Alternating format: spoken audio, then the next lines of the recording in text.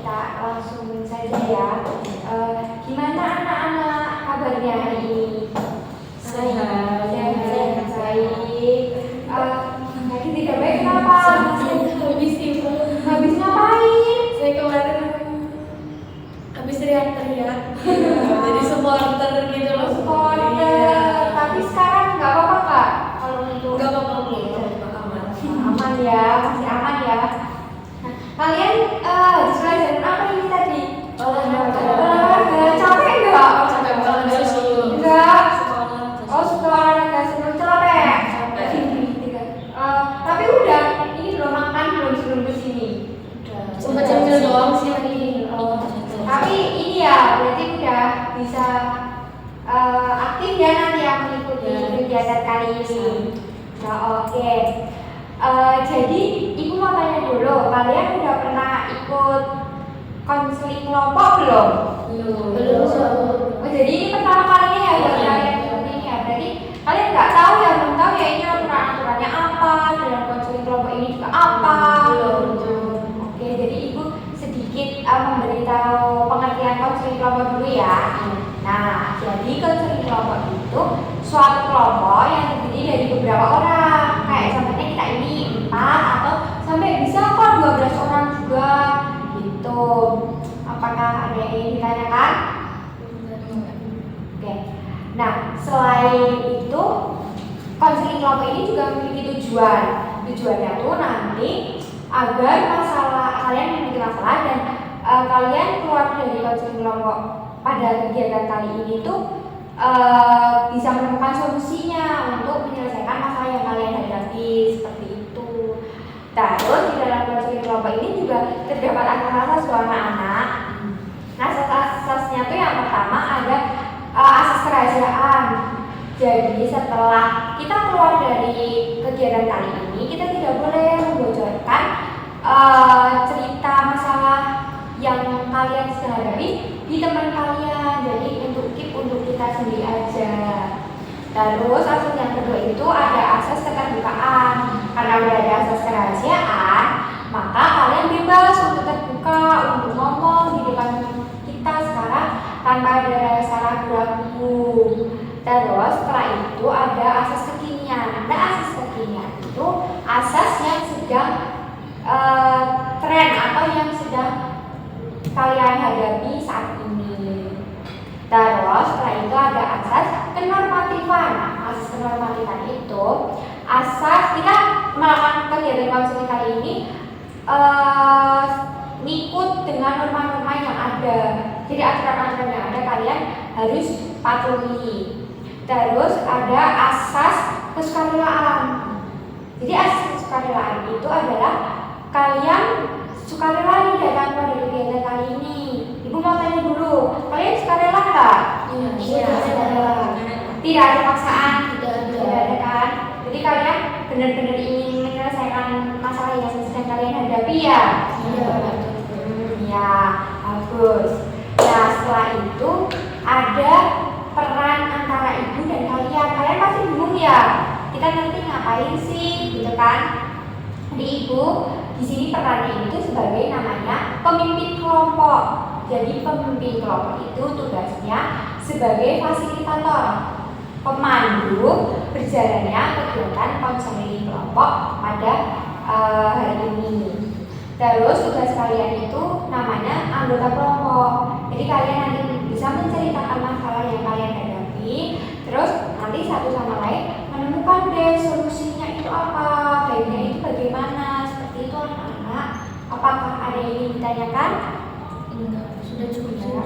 Jadi pengertian, tujuan, sama asas-asas tadi, sama peran kita ini apa, udah membantu ya? Sudah paham? Sudah, oke. Jadi sebelum masuk pada kegiatan konseling kelompok, ibu mau perkenalan dulu deh sama kalian. Jadi nanti kalian sebutin nama kalian, nama panjang, nama panggilan. Terus habis itu mood kalian hari ini gimana sih? Oke, dimulai dari ibu dulu ya.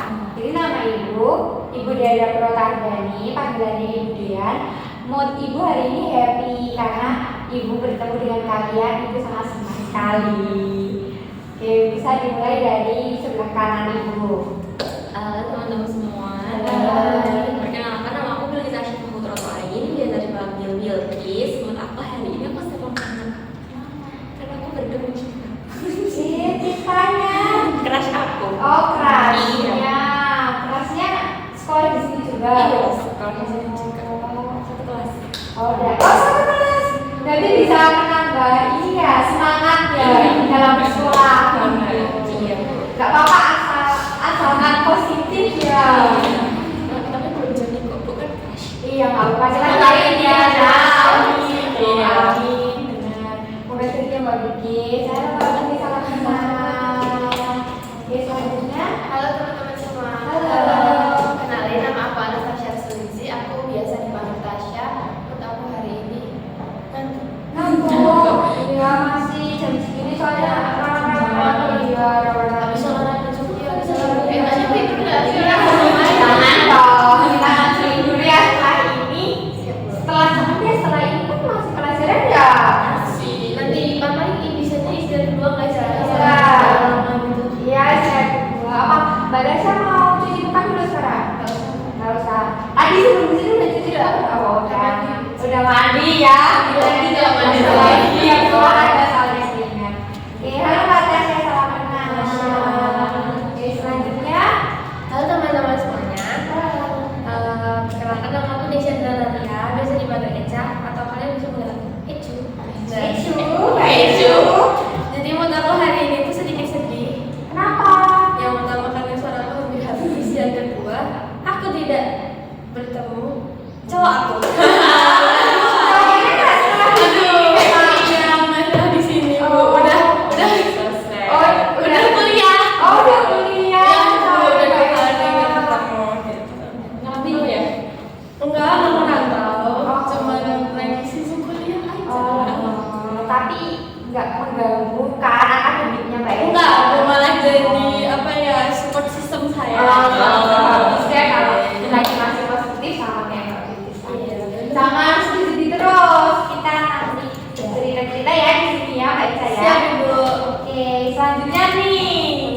Hai. Kenalin, aku Denisha Joinaya, biasa dipanggil Ica. Aku moodnya hari ini capek aja sih, soalnya kemarin gak bisa ada acara itu loh, OSIS. Oh, OSIS ya. Kamu anak OSIS? Iya, kayak ke Sukoharjo, kayak pengabdian gitu. Soalnya sekarang ya masih, ya udah mendingan sih capeknya, cuma kayak masih Berasa ya capeknya ya. Tapi gak apa-apa kok, senang juga bisa ikutan kesini. Iya. Semalam istirahatnya cukup nggak Mbak Ica? Cukup. Cukup. Jam berapa ya? Benar, oh iya. Semoga nanti setelah mengikuti ini bisa menghilangkan kecapean Mbak Ica ya. Amin. Oke, nah semua sudah pada saling kenal ya di sini ya. Oke, jadi sebelum masuk kita bercerita-cerita nih, Ibu akan menjelaskan aturan-aturan yang ada dalam kegiatan kali ini. Yang pertama itu ada kalian tidak boleh memotong pembicaraan satu sama lain. Jadi kalian harus menunggu orang lawan kalian berbicara itu sampai selesai.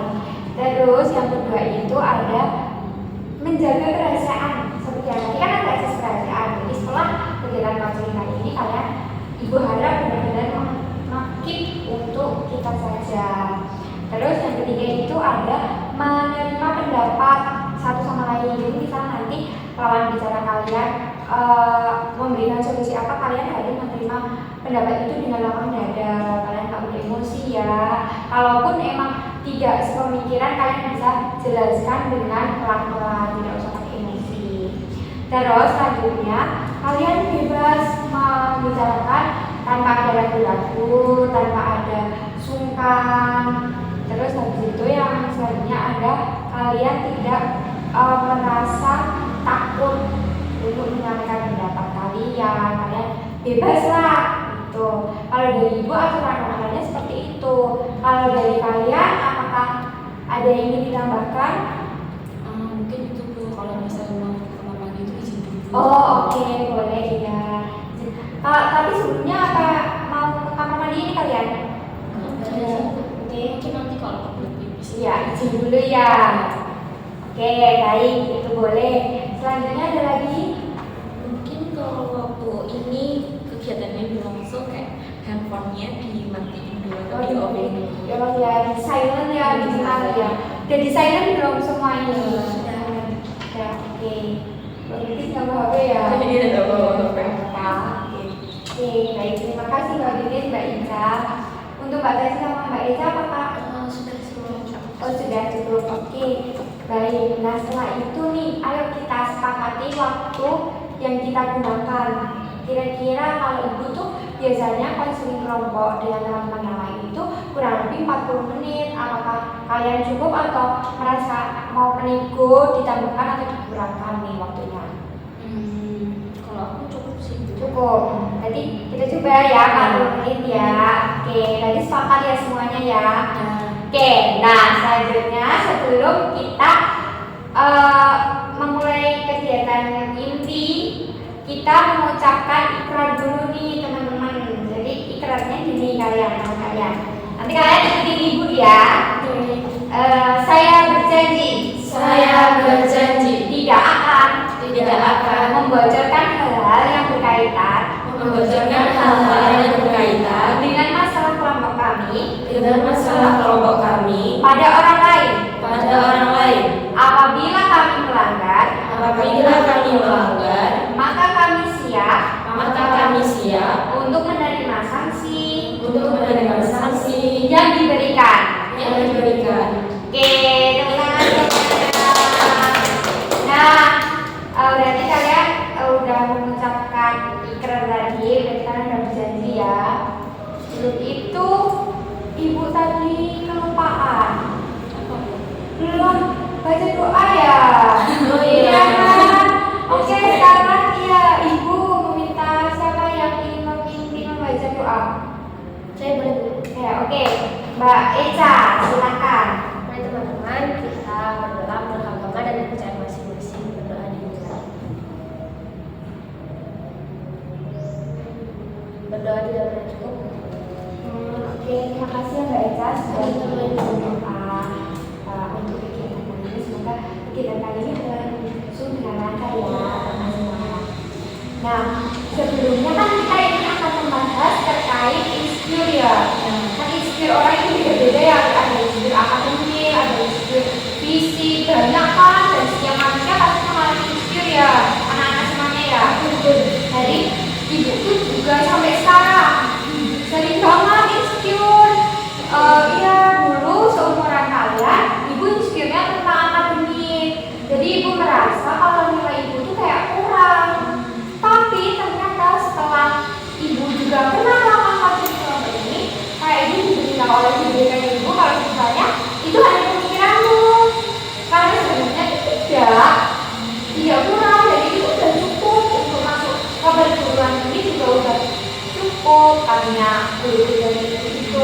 Nah, kira-kira di sini kalian mengalami insecure apa nih, Mbak Ica? Kalau aku tuh tetap penampilan Penampilan. berat badan terus fisik gitu. Oh. Terus sama sih buat aku juga kayak gue juga bentuk badan. Kalau pribadi sih lebih itu sih Bu. Aku juga insecure masalah badan, maksudnya lebih ke fisik aku.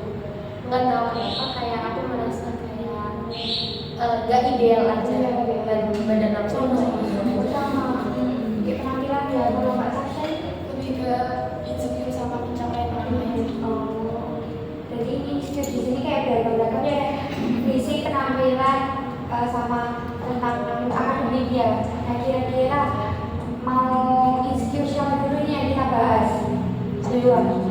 Saya, Mbak Ica ya? Ya mungkin boleh diceritakan Mbak Ica kayak kenapa kok Mbak Ica bisa insecure tentang penampilannya Mbak Ica? Jadi kayak merasa nggak percaya diri aja sama badannya sekarang, terus kayak bentuk badan itu kayak bagus juga. Kan ngeliat kayak teman-teman tuh foto bisa kayak bagus banget, terus mereka bisa pakai baju yang lucu-lucu gitu kan. Soalnya kayak badannya bagus kalau pakai baju itu gitu loh. Nah, terus kan aku juga pengen kayak gitu, kayak kelihatan bisa percaya diri terus nggak perlu mikirin penilaian orang lain tuh gimana sih, soalnya jujur aku kayak sering banget kepikiran gitu, orang tuh melihat aku gimana ya, walaupun banyak yang bilang enggak ya kamu tuh gak gendut, aku ya biasa gitu lah, terus aku tuh ya cantik tapi tetap aja kayak insecure tuh tetap ada, Iya, ada betul. ngeliat, termasuk juga ngeliat apa postingan dia temen kayak gitu. Berarti Mbak Ica ini lagi nggak percaya diri ya terkait berat badannya Mbak Ica itu, iya betul. Nah, kira-kira sekarang ini Mbak Ica itu maunya seperti apa?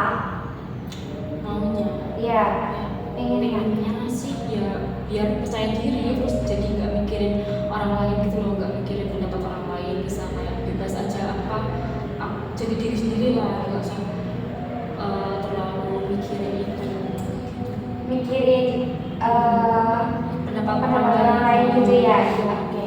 Nah, sekarang sejauh ini kira-kira Mbak Ica ini sedang melakukan apa ketika insecure Mbak Ica ini itu muncul? Biasanya kalau insecure yang muncul tuh karena itu, kalau ya itu tadi ngeliat kayak teman bisa foto bagus-bagus kayak gitu, terus sering banget apa ya bandingin lah, ini kayak bandingin aku sama orang lain gitu, melihat orang lain ini kayak aku juga pengen kayak gitu, badan juga bagus banget gitu. Ya gitu lah, sering banget ngeliat kayak gitu, apalagi kalau di media sosial gitu kan, saya sering main Instagram scroll gitu, banyak fotoan yang kayak cantik banget ya gitu. Itu sih biasanya sebenarnya karena itu. Berarti insecure-nya membandingkan diri dengan orang lain, terus lagi membuka-buka media sosial ya, jadi merasa insecure. Oke, sekarang tindakan yang Mbak Ica lakukan itu ketika membandingkan diri Mbak Ica dengan orang lain dapat membantu apa yang Mbak Ica inginkan atau tidak? Enggak sih Bu, Enggak ya? malah kayak makin bikin terpuruk gitu nggak sih Bu, kayak Iya, jadi betul. makin pikirannya makin negatif gitu. Betul. Bandingkan diri sama orang lain. Betul. Oke, sekarang Ibu tanya dulu ya ke Mbak Ica.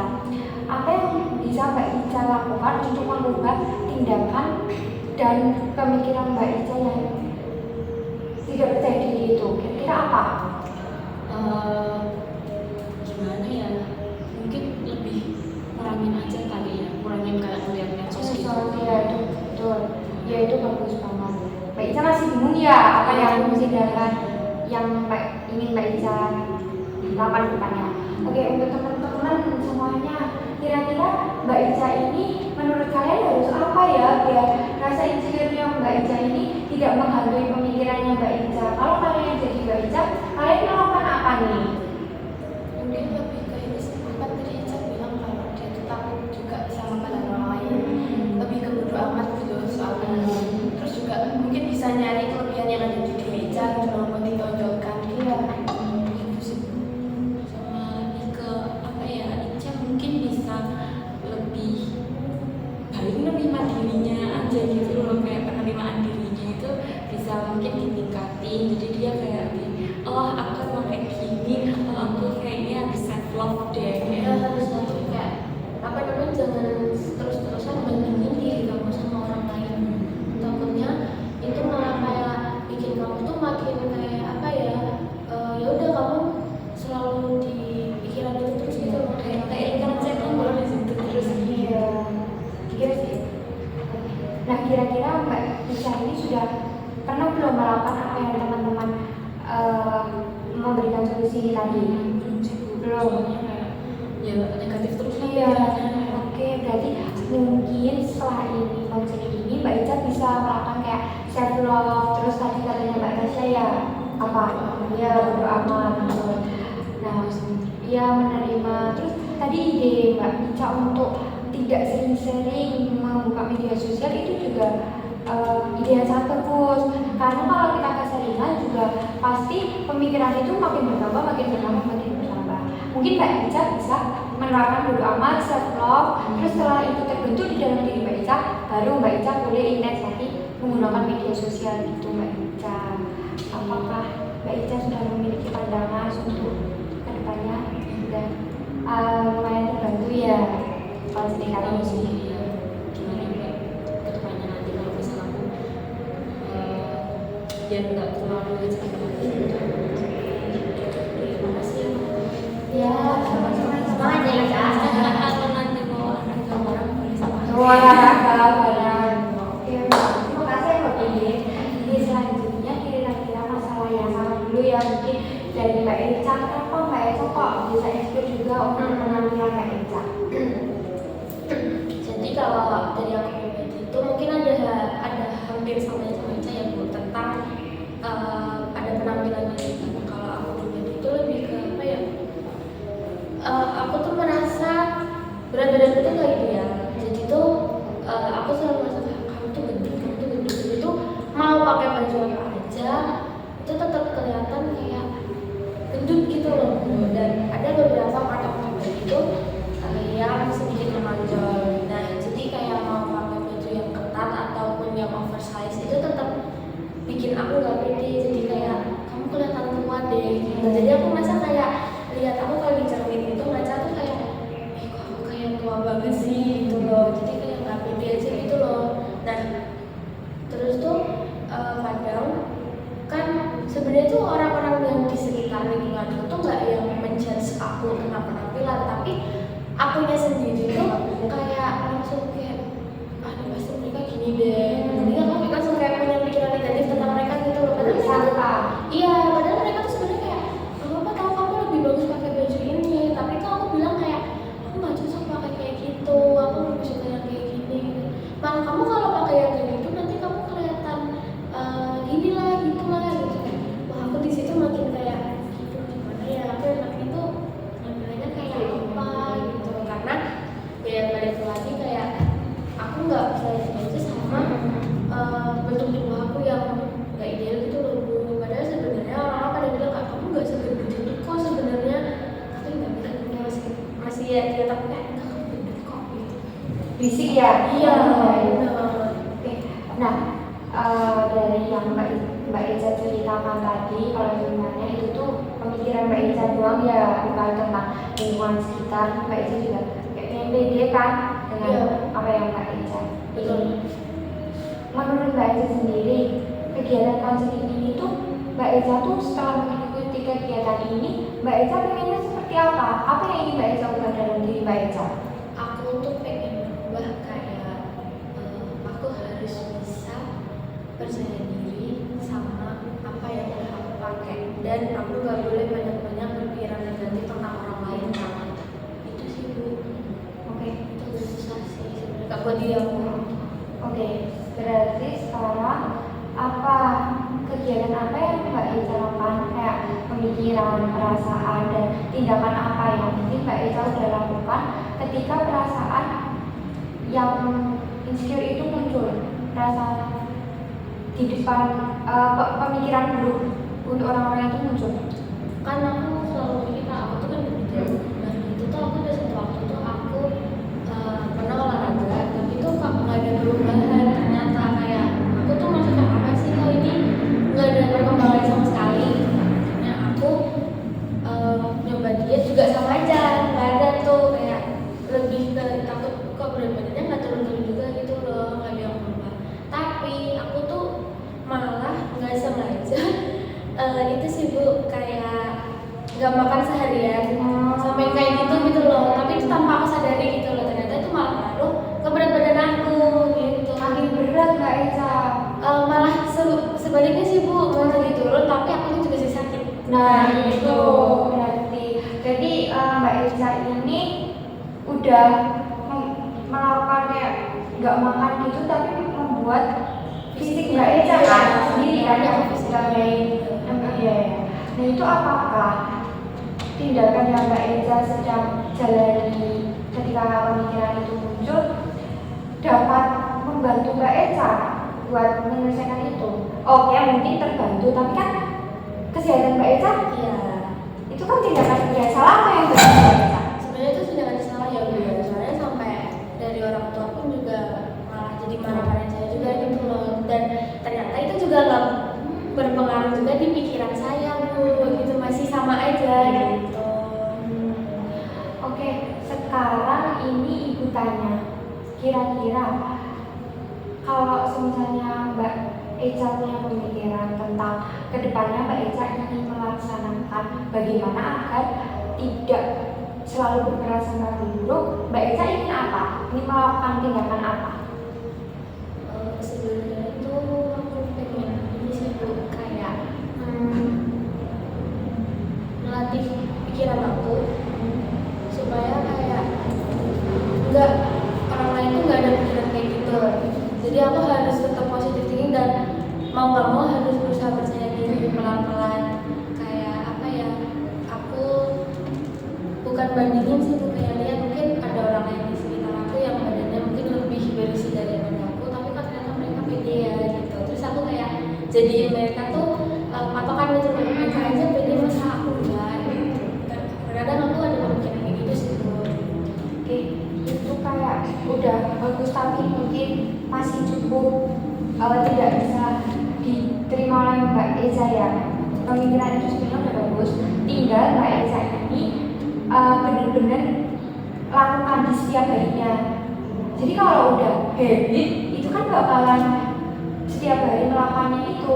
Jadi pemikiran Mbak Eza yang kayak menjadikan menjadikan orang lain yang lebih berisi itu inspirasi bagi Mbak Eza karena mereka bisa pede itu. Mbak Eza coba kelola setiap harinya pemikiran itu. Nanti kan setelah lama pemikiran itu jadi habit, ya kan?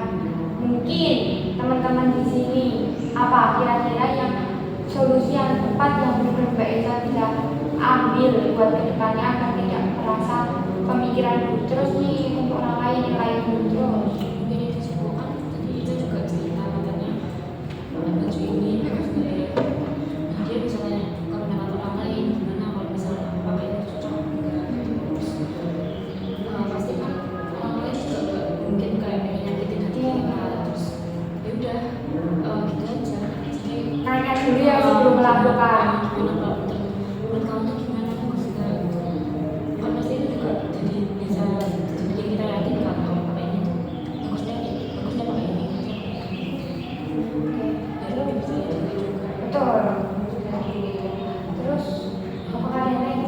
Mungkin ini kali ya, aku pernah dengar kalau ini kalau nggak sih kekuatan manifestasi, jadi mungkin kamu bisa kayak manifestasi oke hari ini oke banget penampilanku pretty gorgeous, kayak keren lah pokoknya hari ini, mungkin itu bisa kayak jadi bikin hari kamu iya kayaknya fine-fine aja nih, kayaknya aku cantik-cantik aja nih, kayak ya afirmasi Afirmasi positif. Selain menerima pendapat, ya afirmasi positif. Terus udah mungkin Kak Tasya Mungkin ini sih Bu, yang dibilang Bilkis ke Ica tadi, lebih ke self love dan menerima diri sendiri. berarti harus self love dulu ya, apapun justru itu kalau kita ada self love mungkin bisa membantu tapi nggak yang 100% membantu. Menerima memberi pendapat orang lain itu menanyakan pendapat orang lain itu mungkin kalau orang lain dari keluarga dulu ya, keluarga kan kayaknya jujur kan, ini coba dicari dulu dari keluarga sebelum Mbak Eza ini keluar main. Mbak Eza pakai baju ini, Mbak Eza tanya pakai manggilnya apa? Orang tua mami pakai bisa ditanya ini bagus nggak sih baju kayak gini, ada nggak ya punya cowok kakak nggak ya, tanya kalau di cowok biasanya di cowok jujur kan ya, anak-anak semua ya. Masalahnya saya kadang ngeselin gitu loh. Jadi apa udah saya pakai tetap jelek gitu. Ngeselin dulu ya, tanya mami. biasanya mami baik. Iya. Selalu oh my god kamu cantik banget. Ya, tuh tanya mami kayak ini bagus nggak hari ini. Terus tadi ada yang katakan berpikir setelah itu juga kira-kira setelah melakukan proses ini selesai, apa tujuan yang tidak akan tercapai? Mungkin saran-saran pendapat tadi teman-teman tadi aku bakal lakuin sih Bu, dari Ica bilang kayak bisa ditanyain dulu ke orang-orang sekitar tentang penampilan aku, kira-kira aku cocok nggak pakai ini, terus tanya mereka tentang saran yang bagus gimana kira-kira kalau aku pakai baju itu kayak apa. Terus sama kayak yang bilang Bilkis tadi, aku bakal kayak banyak kasih afirmasi positif buat diri aku. Oke, jadi Mbak Eca udah dapat menemukan ya solusi dan tujuan dari Mbak Eca sendiri tadi. Mbak Eca terapkan kembangkan dari teman-teman juga, mungkin Mbak Eca bisa ambil yang baik dan dibawa untuk ke depan Mbak Eca. Udah membantu ya Sudah membantu. untuk diri Mbak Eca. Makasih ya teman-teman semuanya. Ya, Mbak Eca. Makasih teman-teman semua Mbak Eca. Setelah itu selanjutnya mungkin dari fisik dulu ya Mbak Eca sampai ya.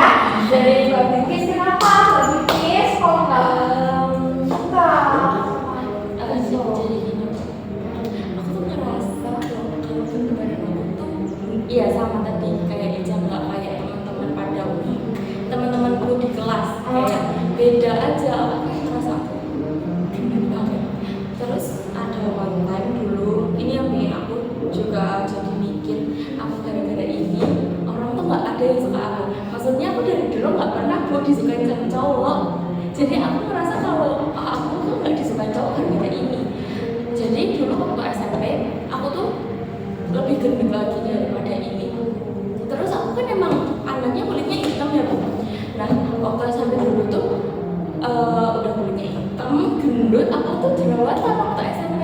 Nah waktu itu tuh aku kan dulu asrama SMP, jadi aku tuh sering dijenguk kan sama mamaku. Nah waktu aku dijenguk tuh biasanya tuh mama tuh jenguk aku sambil ngejemput adik aku sekolah. Jadi mamaku jemput adik aku terus mampir ke asrama. Terus biasanya aku tuh keluar kan. Nah waktu itu emang lagi pengen keluar soalnya barang-barang di asramaku tuh habis, kayak perlengkapan gitu tuh habis. Jadi aku keluar lah sama mama karena ada adikku, jadi kita kayak bonceng tiga gitu loh. Iya betul ya, soalnya kan minimarketnya deket ya, bonceng tiga. Nah habis itu minimarketnya tuh ada di seberang jalan, dan itu biasanya anak-anak putra itu tuh suka nongkrong di situ kalau habis pulang ke sekolah. Sebenarnya nggak boleh, tapi kayak mereka nongkrong aja di situ. Habis itu udahlah, aku kan memang nggak kenal, tapi kan mereka tahu itu satu angkatan sama mereka gara-gara kalau keluar tuh kalau di asrama harus pakai baju angkatan untuk keluar gitu loh. setiap angkatan beda. Ya, jadi kayak untuk identitas gitu loh. Nah habis itu udahlah aku masuk, udah belanja selesai, pulang lagi ke asrama. Terus waktu itu aku emang lagi nggak sholat, jadi kalau misalnya di asrama aku itu walaupun nggak sholat dia harus tetap ke masjid untuk bareng-bareng baca Al-Quran gitu loh. Nah pada saat itu ada satu teman aku, dia duduk di belakang aku. Terus dia bilang kayak gini, Bilkis kamu tadi dijenguk ya sama ibumu? Aku bilang iya. Kok kamu tahu? Iya tadi ada kakakku, dia nongkrong di minimarket itu. Terus loh kok kakakmu tahu aku? Kan aku kan nggak kenal dia juga pasti nggak pernah lihat aku gitu. Iya soalnya dia ngomong ciri-cirinya itu.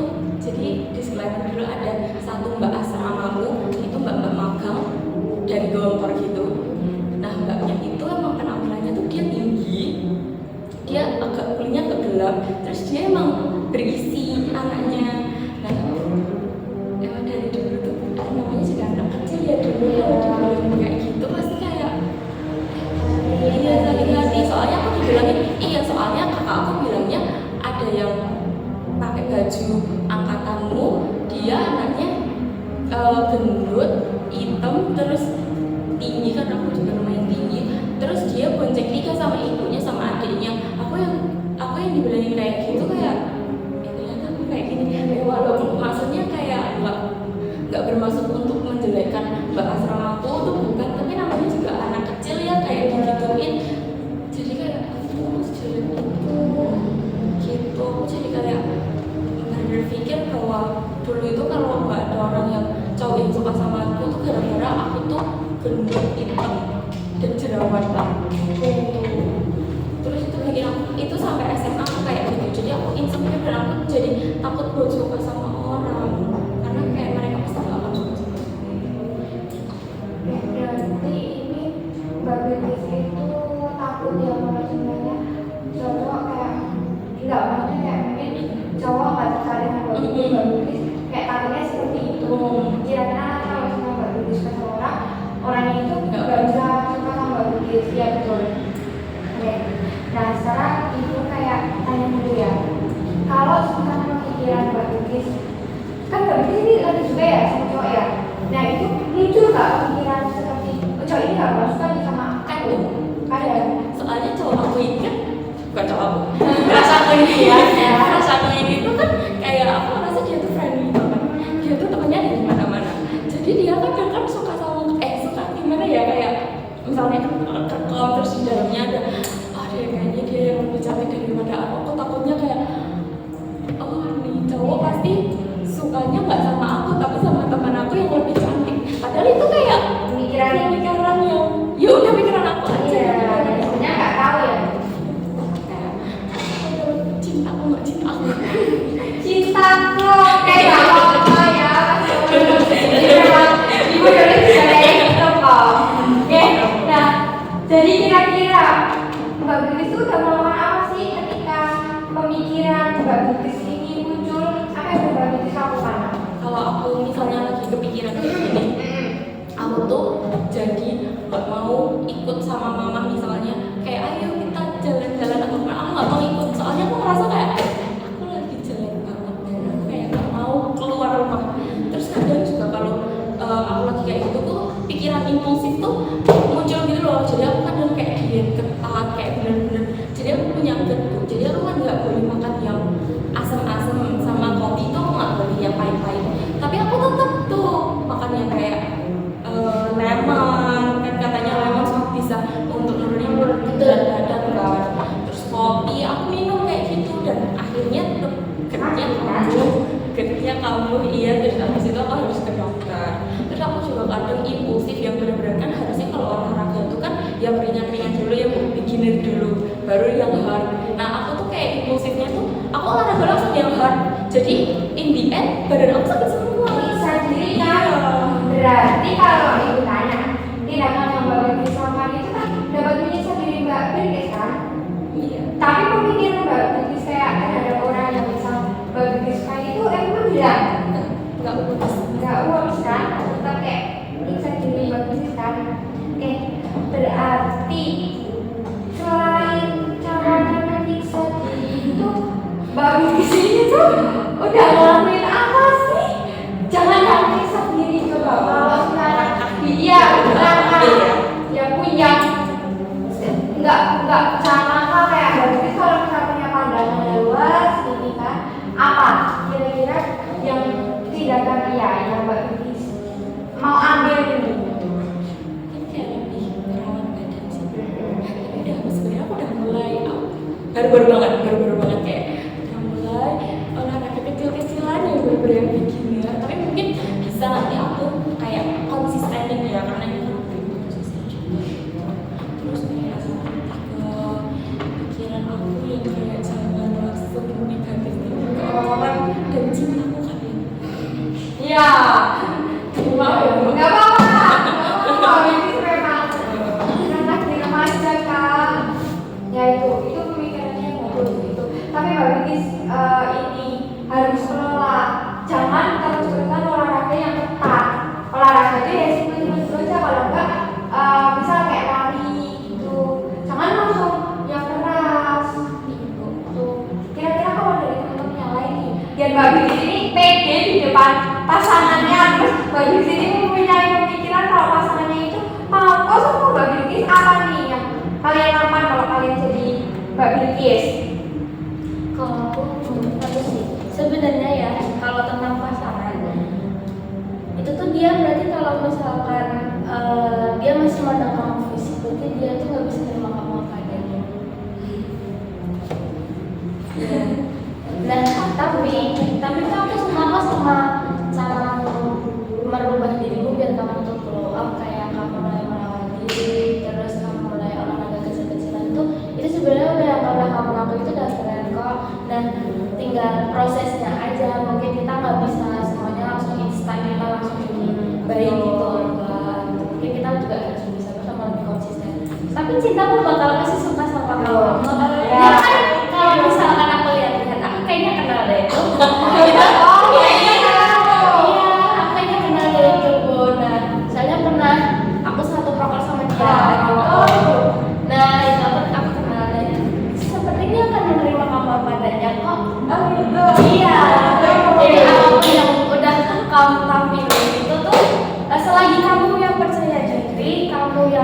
sama dirimu sendiri, seperti yang kamu lakukan tadi, kamu self love tuh itu pasti bakal kayak apa ya, aura mindsetnya tuh beda aja. Tapi kalau kamu yang kayak insecure, takut, gimana gak pede gini-gini, itu nanti malah kamu langsung kayak apanya tuh kayak tertutup banget gitu loh. Tapi kalau kamu kayak aku yakin aku bisa kok kayak gini, aku pede aja kok badanku seperti ini, aku gini-gini, itu auranya langsung kayak Wah. iya itu sih cowok suka sama kamu. Oke, thank you. Oh my god. Kira setelah ini Mbak Bigis udah tahu belum? Ya, Mbak Bigis itu pede. Orang juga suka kok Mbak Bigis kan cantik ya teman-teman ya. Gitu, cantik gitu kan. Iya. Iya, itu maksudnya aku bisa itu sendiri. Ya, itu dia tuh. Thank you teman-teman. Soalnya aku juga gitu ya sendiri. Jadi kamu nggak terlalu keras sama diri sendiri juga. Secukupnya bisa olahraga secukupnya. Tapi terus juga yang kayak yang sama kayak yang dikasih ke aku sama Eka tadi, kayak yang berusaha buat terima diri terus masih banyak juga. Biar ya benar kayak Eka sendiri biar orangnya Bantu Mbak Bigis mau apa nih selain ini? Kalau saya tanya. membantu Iya. dari pikirannya salah banget. Saya sendiri kan. Kayaknya aku karena Eca aku bakal kayak lebih pede aja, soalnya kalau kayak insecure nanti takutnya keturunan. Iya. Kamu nggak lihat aku? Iya. Aku langsung jadi pink puding gitu.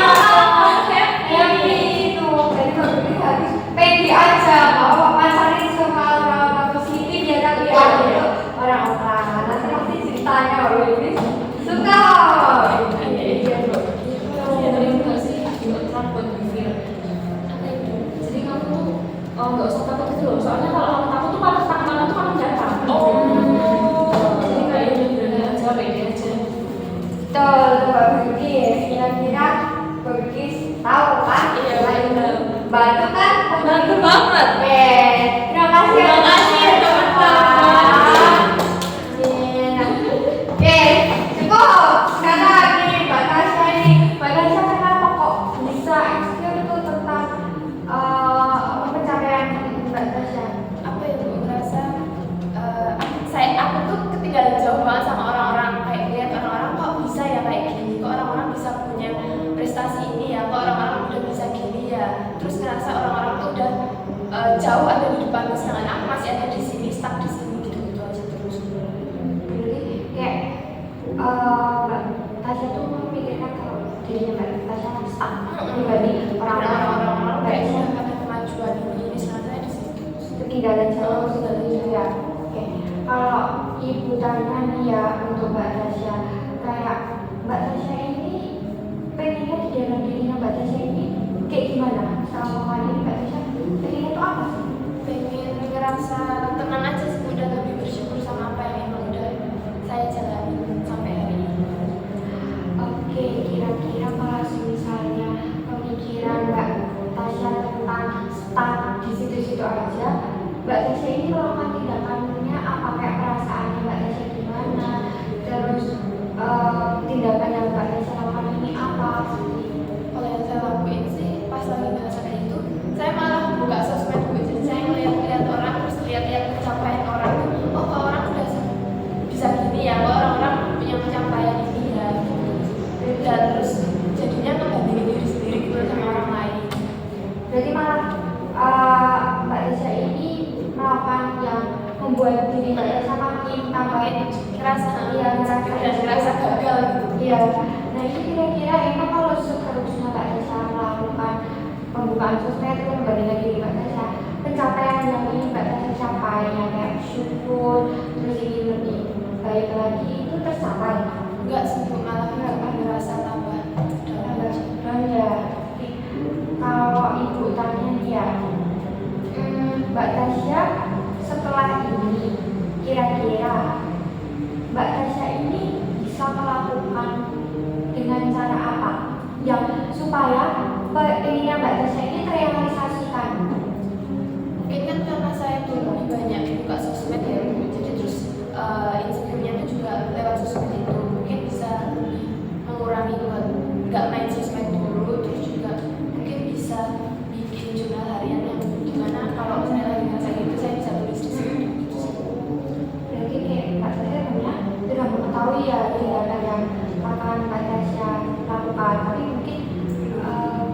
baru itu sekedar kayak jurnal gitu. Pada saya kan datang sini tentu ingin mendapatkan solusi dan tujuan ya. Oke, kira-kira kalau dari teman-teman guru ini, Mbak Tasya ini harus melakukan apa ya biar Mbak Tasya ini tidak punya pemikiran kalau dia tertinggal jauh kok sama orang-orang. Tuh, Kayak yang tadi Tasya bilang ke aku, gue menerima mencari diri Mbak Tasya. Jadi kalau cari kerja kamu tuh bisa di halaman kita punya kegiatan masing-masing kan ya. Nah terus dari situ kamu nanti bisa lebih bersyukur kamu punya ini. Ini juga apa namanya, kamu kan sudah kayak lihat di sosmed tuh kayak bandingin diri kamu sama pencapaian orang lain, dan malah itu jangan kamu jadiin apa ya kayak bahan buat insecure kamu balik jadi kayak motivasi kamu, jadi kayak oh mereka kayak bisa kayak begini, aku kalau misalkan aku mau ada usaha aku ada ini pasti aku juga bisa kayak mereka gitu. Jadi itu jadi motivasi aja buat diri kamu biar kamu nggak merasa tertekan juga dan kamu terlalu apa ya jadi kepikiran kayak oh aku ini banget ya gitu. Untuk lebih baik ya kayak orang-orang ngomonginnya tuh jadi motivasi untuk lebih baik lagi gitu ya. Betul. Itu ya. Kalau dari aku mungkin misal nih kan aku suka lihat sosmed tuh saya tadi. Kalau misal kontennya itu udah mungkin mau ganggu kamu banget, kayak ini kayak ganggu banget deh, jadi pikiran aku banget deh. Mungkin dia si konten itu bisa kamu unfollow supaya ya itu nggak muncul lagi di kamu. Iya. Kamu nggak akan lihat itu terus dan nggak akan jadi kepikiran. Iya betul, mungkin untuk rehat dari sosmed. Kalau WA kan kalian pasti pakai WhatsApp ya. Dan sekolah ini pasti membutuhkan ya kalian membuka grup chat. Mungkin tapi kalau dari misalnya TikTok itu kan berpengaruh banget, Instagram itu rehat sebentar tuh nggak apa-apa kok. Mbak Tasya kayak nggak bakal ketinggalan juga dari orang-orang kan, nggak apa-apa walaupun itu ketinggalan dari orang-orang, tapi yang penting kan diri Mbak Tasya sehat, diri Mbak Tasya kayak jadi percaya diri.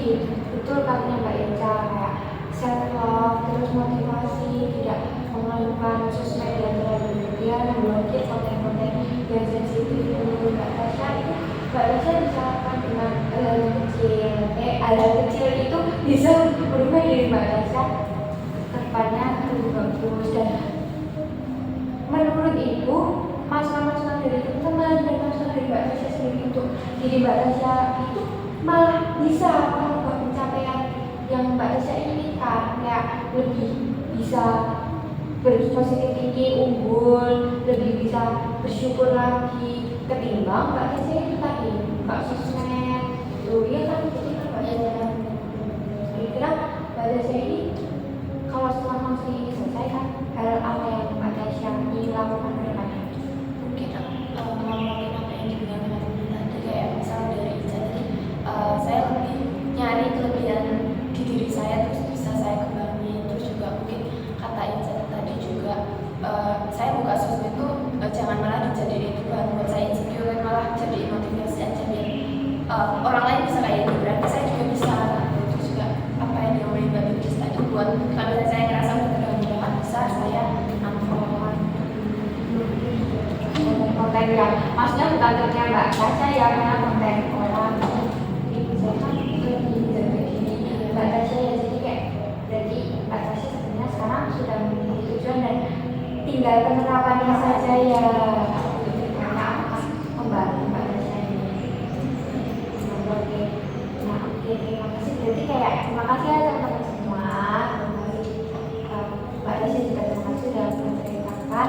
Nah, Ibu mau kalian biar Ibu yakin kalau kalian ini mempunyai rancangan ke depan, mempunyai tujuan ke depan, biar Ibu nanti bisa lihat nih kalian ini benar gak melakukan itu. Nah kalau Ibu kayak kami nanti Ibu tanyakan kalian sudah belum melakukan ini, Ibu mau kalian mengisi link yang Ibu kirimkan ke grup ya. Kalau Ibu nggak ada, silahkan kakak kita baca. Terima kasih ya, boleh diisi. Kalau sudah bilang ya anak-anak.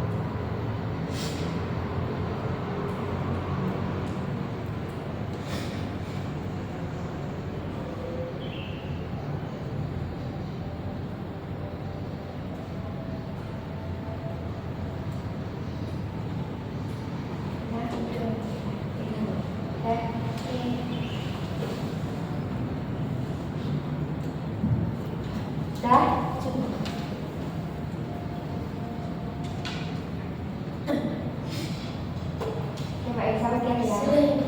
Oke, nah sampailah kita pada penghujung kegiatan kali ini. Jadi semoga masalah istri kalian bisa teratasi dengan bantuan dari teman, bahkan dari diri kalian. Ibu harap setelah kegiatan konseling kali ini berakhir dan besok kalau kalian kami lagi di kemudian hari, masalah kalian sudah bisa dapat teratasi, kalian menjadi diri pribadi yang lebih baik lagi. Harap seperti itu ya kan semuanya ya. Amin. Terus kalau setelah ini kalian ingin melakukan konseling individu itu kayak kalian di ibu secara sendiri, itu nggak apa-apa, itu terbuka dengan tangan yang terbuka. Oke teman-teman, ibu mengucapkan terima kasih dulu ya, kalian sudah aktif dalam kegiatan konseling kali ini. Kalian sudah dapat menceritakan dengan jelas tadi, dan kalian lega nggak kira-kira? Lega. Kalian sudah memiliki pandangan, sudah bisa menerapkannya dulu ya. Iya. Ada solusi yang dilakukan buat kedepannya juga. Ya, bagus itu, kalian terapin ya. Karena waktunya sudah menunjukkan mau ke 40 menit, ibu tutup ya. Tapi sebelum ibu tutup, tadi kan Mbak Eca yang mungkin doa pembuka, boleh mungkin doa penutup. Hai teman-teman, kita berdoa menurut agama dan kepercayaan masing-masing. Berdoa dimulai. Berdoa tidak cukup. Oke, terima kasih anak-anak semuanya. Semoga konseling kali ini dapat membantu kalian semua. Ibu tutup. Wassalamualaikum warahmatullahi wabarakatuh. Waalaikumsalam. Warahmatullahi wabarakatuh. Salah. Iya. 1, 2, 3. Assalamualaikum warahmatullahi wabarakatuh. Selamat siang Bu Lila dan teman-teman semua. Kita hari ini telah melakukan konseling kelompok dengan pendekatan realita. Nah, pendekatan realita itu intinya adalah pada apa yang kita inginkan dalam hidup. Nah, kemudian di dalam pendekatan realita ini kita sendiri yang memilih apa yang ingin kita lakukan dalam hidup, kemudian apa yang bisa kita lakukan untuk bisa mencapai tujuan hidup itu, dan kemudian kita juga yang mengevaluasi apakah yang kita lakukan itu sudah benar dan sudah bisa mencapai tujuan yang ingin kita capai dalam hidup tadi. Nah, dalam pendekatan realita ini modelnya adalah WDEP, yaitu yang pertama ada wants atau keinginan, yang jadi apa yang ingin dia lakukan dalam hidup, kemudian do atau apa yang sudah kita lakukan, kemudian E atau evaluation, apakah tindakan itu sudah benar atau sudah bisa mendukung pencapaian itu tadi, kemudian yang terakhir planning atau rencana apa yang ingin dilakukan ke depannya.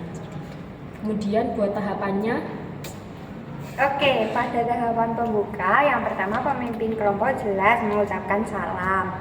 Terus pemimpin kelompok juga menanyakan kabar anggota kelompok. Setelah itu pemimpin kelompok juga kayak memberikan pertanyaan-pertanyaan yang netral-netral, seperti habis pelajaran apa, kan tadi karena habis pelajaran olahraga, terus habis itu capek enggak habis pelajaran olahraga, capek. Nah, tapi udah makan belum kesini, ya kayak pertanyaan-pertanyaan terbuka, pemantik gitu.